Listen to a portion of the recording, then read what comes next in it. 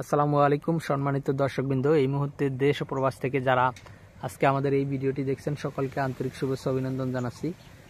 দর্শক শ্রোতা, যেই ঘাসটি আপনাদেরকে দেখানো হচ্ছে এটি মূলত ডক্টর জহির স্যারের চীন থেকে আনা যারা ওয়ান হাইব্রিড। দর্শক, এই ঘাসটি খুবই নরম, মিষ্টি, রসালো এবং স্বাদযুক্ত। বিশেষ করে অন্যান্য ঘাসের থেকে অনেক বেশি প্রোটিন রয়েছে, পাশাপাশি অনেক বেশি ফলন হয়। আপনার 40 থেকে 45 দিনের ভিতরে এই ঘাসটি আপনার কেটে খাওয়ানো যায়।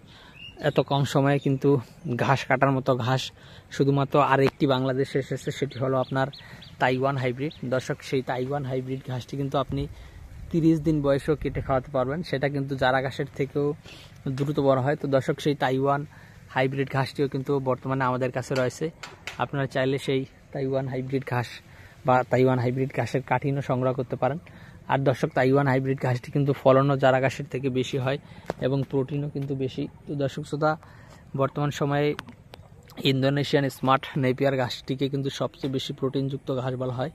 দর্শক শ্রোতা, সেক্ষেত্রে ইন্দোনেশিয়ান স্মার্ট নেপিয়ার ঘাসটি একটু খাটো হওয়াতে সেটার আপনার প্রোটিন অনেক বেশি, কিন্তু খাটো হওয়াতে ফলন অনেকে কম বলেন। তো দর্শক, সেই ইন্দোনেশিয়ান স্মার্ট নেপিয়ার ঘাসটিও কিন্তু আমাদের কাছে রয়েছে, বা স্মার্ট নেপিয়ারের কাটিনও কিন্তু আমাদের কাছে অ্যাভেলেবেল রয়েছে। আপনি চাইলে ইন্দোনেশিয়ান স্মার্ট নেপিয়ার ঘাসের কাটিন অথবা জারা ওয়ান হাইব্রিড ঘাসের কাটিন, অথবা এখানে রয়েছে লাল পাকচন, দেখেন এই লাল পাকচন ঘাসের কাটিন, অথবা সবুজ পাকচন ঘাসের কাটিন বা তাইওয়ান হাইব্রিড ঘাসের কাটিন, যে কোনো ঘাসের কাটিনই কিন্তু সংগ্রহ করতে পারেন। বর্তমানে A to Z ঘাস, যে কোনো ঘাসের কাটিনই আমরা আপনাদেরকে দিতে পারবো, কারণ সব ধরনের ঘাসের কাটিন কিন্তু আমরা লাগিয়েছি।